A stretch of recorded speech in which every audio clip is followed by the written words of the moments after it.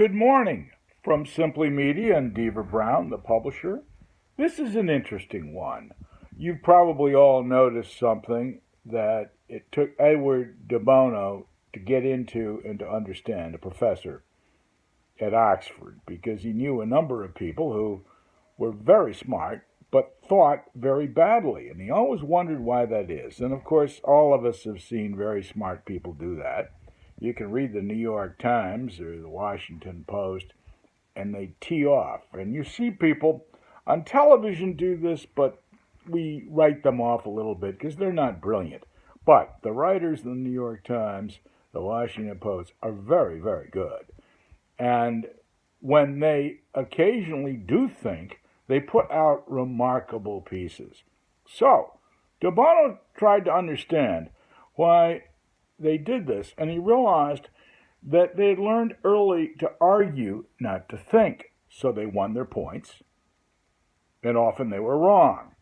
Now, I've seen that with myself. I'm good at arguing, and I've won a lot of points when I was wrong. So the person that lost was generally me. I'm not a plaintiff lawyer, so I don't get the guilty off, but the point is that it is interesting that we have this tendency to argue and not think, and it's a little more relaxing because you don't have to deal with inconvenient facts that disprove what you think. And so what did De Bono do with this issue?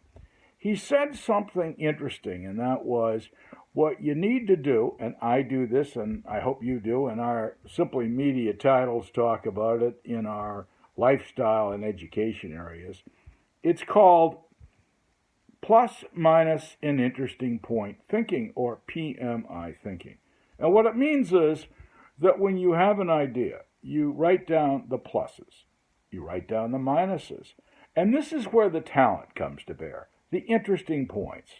What's interesting about these pluses and minuses? What is different, and so forth?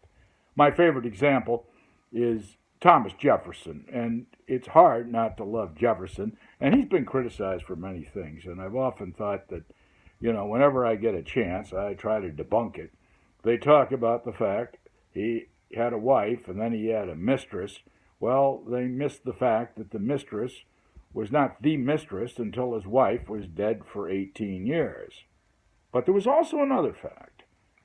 His father-in-law from his first wife, and only wife, was the father of Sally Hemings, who was the mistress. Well, they couldn't get married because in those days, blacks didn't marry whites easily, and certainly not in the South.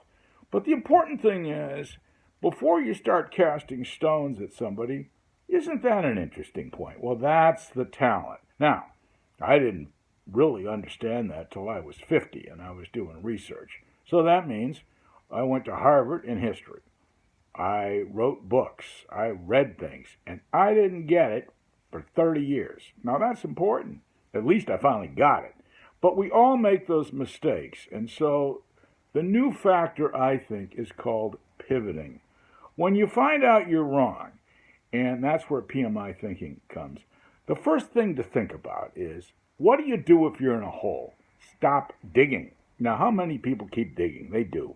People on Wall Street won't back off a position, they'll lose millions. They've lost hundreds of millions on these stupid things. Companies do it all the time.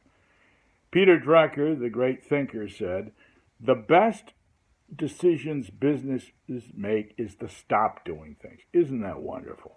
And if you think about it, why is Walmart so good and successful? And whatever happened to Sears and W.T. Grant, which most people don't even know who they are, but they had more stores than Target has today. What happened to these guys that went away? They didn't pivot. Walmart always pivots. They always think PMI. When they saw Costco do so well, they started Sam's. Now they're number 2, but that's not bad for a business like that. And then they saw Amazon's brilliance doing it online. Well, now they're online, and they're right there at number 2. So the point about pivoting is, if you pivot, you succeed. So think about plus, minus, and interesting points. And take something you're thinking about. Write them down. the P group, the I group, and the M group. So anyway, PMI thinking, the plus, minus, interesting points. Do that, and I try to do that all the time.